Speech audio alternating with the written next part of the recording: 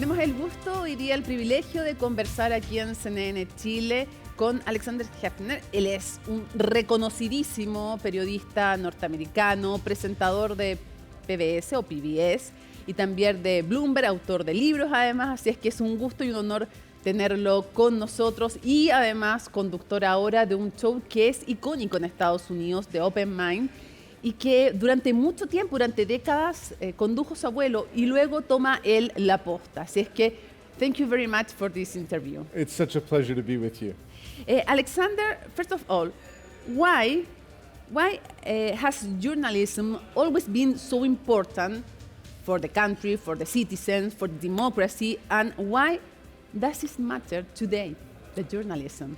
You know this so well. It's the foundation of civil society. Truth. You know, we have a hard time functioning in a very practical, pragmatic sense if we don't have some shared definition of reality.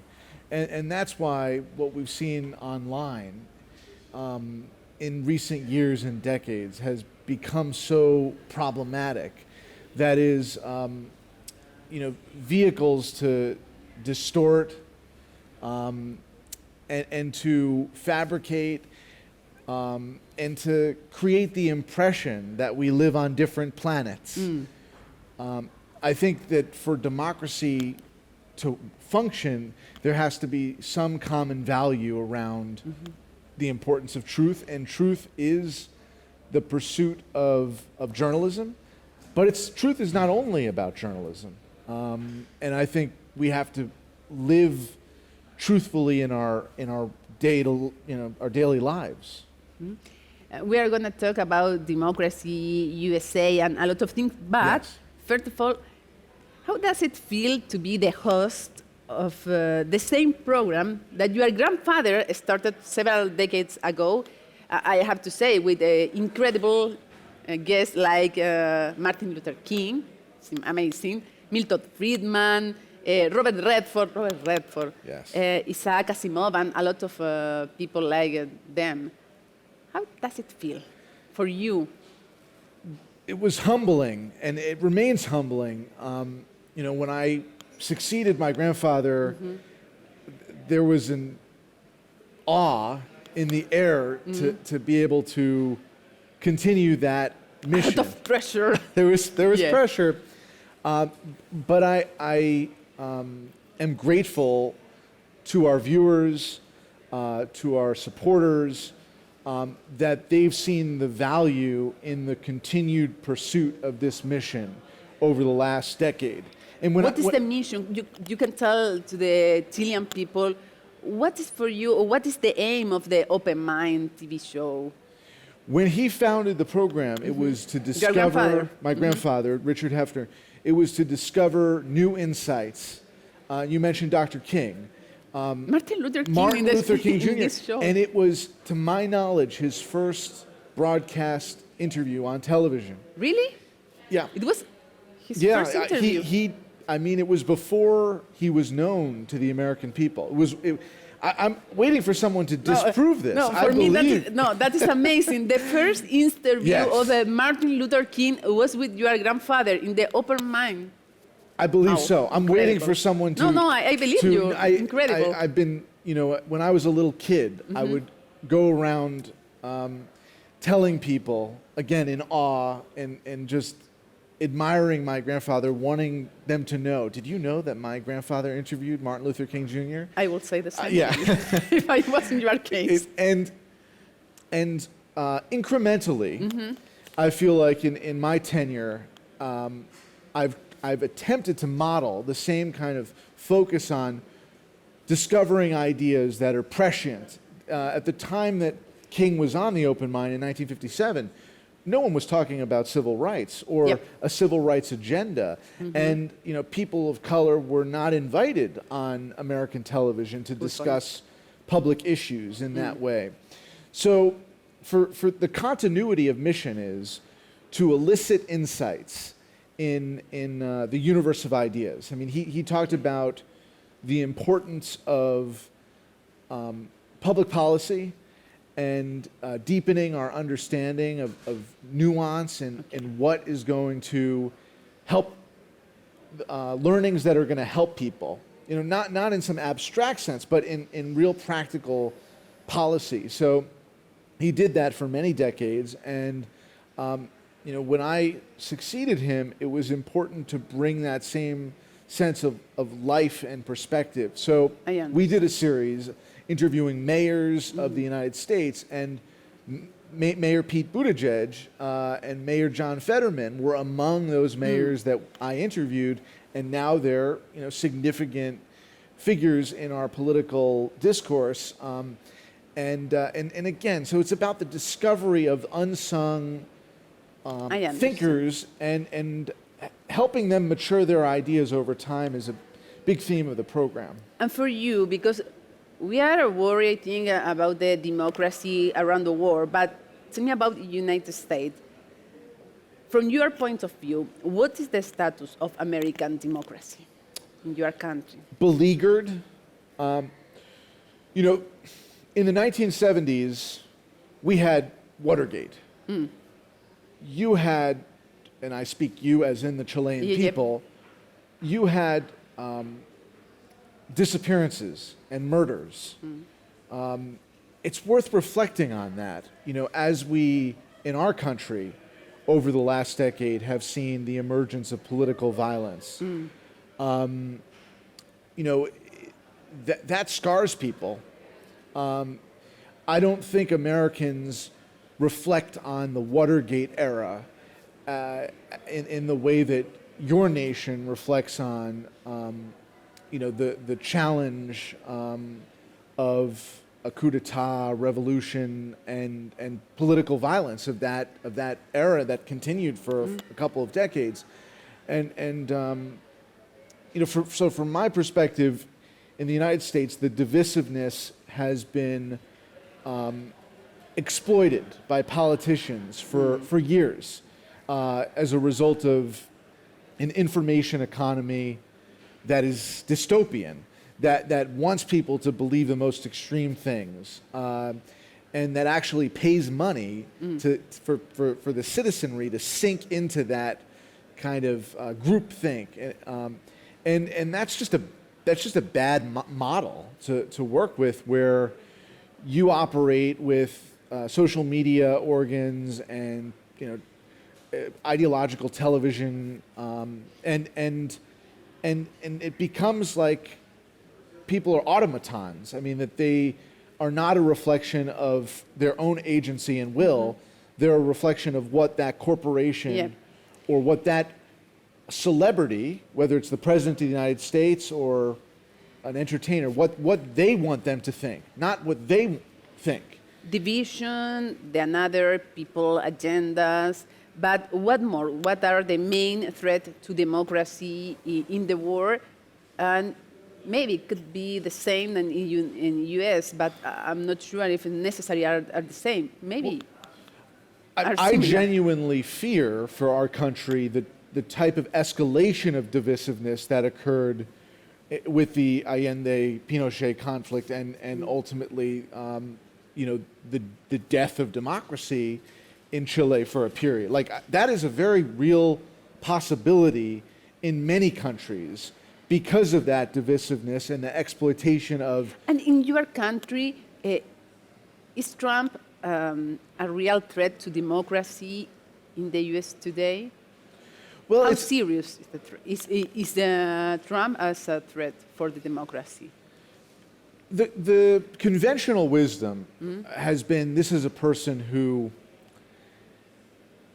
embraces the rhetoric of an authoritarian, but actually he is himself not enabled to be an authoritarian because of a system of checks and balances. Now, the United States Supreme Court, especially since his re-election, has validated a lot of his unilateral decisions.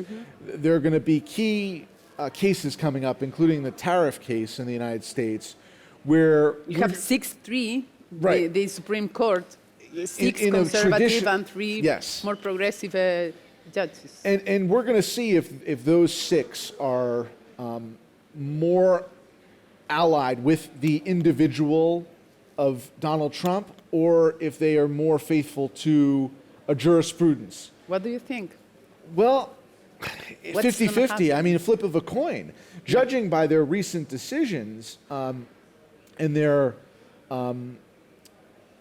tolerance of unilateral, unitary executive decision-making, I think it's quite possible that they give the president a power that constitutionally has been, in the past, delegated to Congress. I mean, I think that the Supreme Court is trepidatious. I think they're fearful of President Trump, just as Disney, in the case of Jimmy Fallon's brief expulsion. Yes, you know, we are going to talk. I think, you know, the United States Supreme Court is going to be tested. And the question is, do they stand on their own merit more than the Disney Corporation for? Now, Disney came back and ultimately rehired Fallon, but that's because there was a public outcry and the shareholders were, you know, essentially concerned about people unsubscribing But from I'm not wrong Disney if Plus. I think that you will say that democracy today in the U.S. is more precarious. Yeah. Okay. It's more precarious. I don't want to give people the impression that the United States is... It's a mess, it's terrible. Right, or is No, on the precipice of totalitarianism. No, that's not true. Not it's yet. always a slippery slope. But both the militarization and monetization of the justice system in the U.S. are not an encouraging proposition. The idea that there is an incentive to punish people in that way, Okay. whether they're enemies of your politics or whether they're caught up in the wrong place at the wrong time. Okay. A justice system in the United States that for many years now has incentivized profit, not rehabilitation. So, you know, in President Trump's first term, he actually signed legislation that was considered a bipartisan reform that was going to improve the rehabilitation and restoration of justice. I'm concerned about the increasing conflation of his political enemies and, you know, lawbreakers. Okay. He's trying to conflate the two things, and that type of discourse. For example, you take the, you know, demented and mentally ill person who committed a violent act. I think when you lose that rationality, that ability to use words instead of violence, I call that mental illness. I don't think that that's radical conservatism or liberalism. No, I understand. And that's when you ask that question about is democracy at risk in the United States, the way that the discourse has devolved is the most problematic thing, because it opens the door to civil war. It opens the door to... Let me ask you, Yeah. because I don't want to finish without to make some question. And what is your perspective on what happened with Jimmy Kimmel? And how does, from your point of view, how does this incident affect free speech and democracy? You're saying what happened with Jimmy Kimmel? Jimmy Kimmel, yeah. Well, Not only the fact, what are the consequences? I think that the long-term consequence of the FCC meddling in speech is at conflict with the First Amendment. I mean, it's if you want to talk about something that's illegal, one of the things that is precious about America is our First Amendment. Yep. And the way that the United States Supreme Court has interpreted it, it's speech, it's money, it's religion, and so it's everything. It's right, It's everything, and so I think that Disney recognized that there was at first an outcry of their subscribers. Yep. So A lot. you know, the marketplace of ideas was a factor, But I also think they recognized that their decision was just out of touch.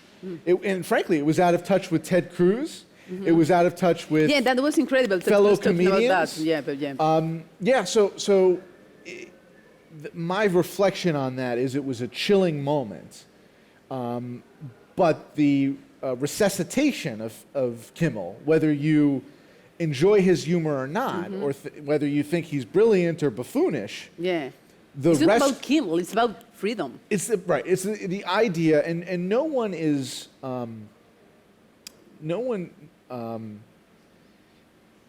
people have to earn credibility in the public arena. People are not just born, or shouldn't just be born with that. You should establish yourself as a credible person, and to an audience of people, Jimmy Kimmel is credible. He's not a traditional newsman, but we know in our political lives today, it's not a mistake that Zelensky, for example, emerged as a significant political figure. I am often asked who I think the likely 2028 Democratic nominee will be, or who the possible candidates are. And I often mention Jon Stewart. Now we should add Jimmy Kimmel. Jon Stewart has been a long-time advocate for 9/11 victims and families of survivors and those we lost in that horrific violence. I mentioned LeBron James, although I think his stock has not risen in recent years. So I think that we have to recognize in the era of Donald Trump, anything in politics is possible. It's about, if you're a citizen, it's about caring enough. And I think one of the reasons the Democrats have failed, they failed in 2016 and again in 2024, was because they lacked imagination about what politics could be. When you're putting up a candidate who is a spouse of a past president, and when you're putting up someone who did not actually go through a democratic process of a primary, that's not imagination. Yeah, that's force feeding. From outside, we used to say, no, that's never going to happen in U.S. Never, never. In that country, no, never.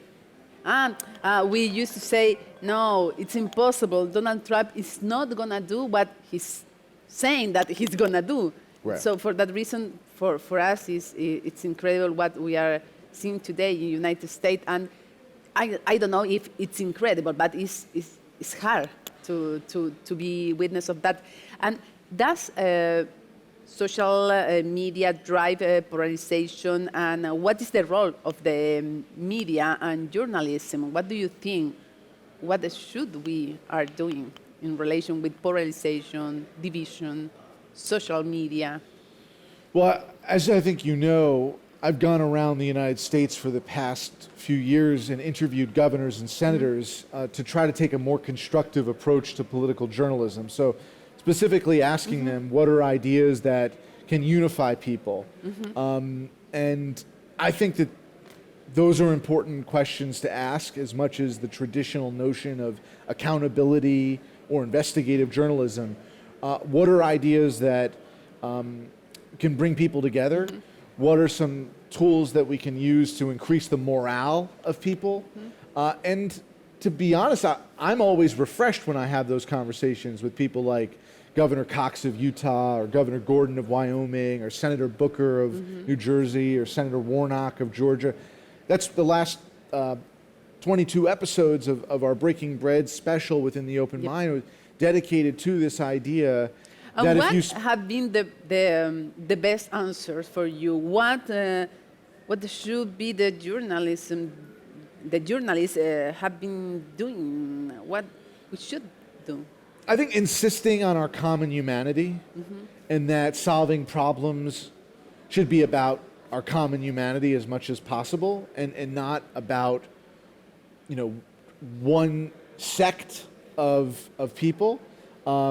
I think there's been too much slicing and dicing of communities based on how they vote and partisanship, allegiance, and all But that. let me ask you something. Yes. What do you think?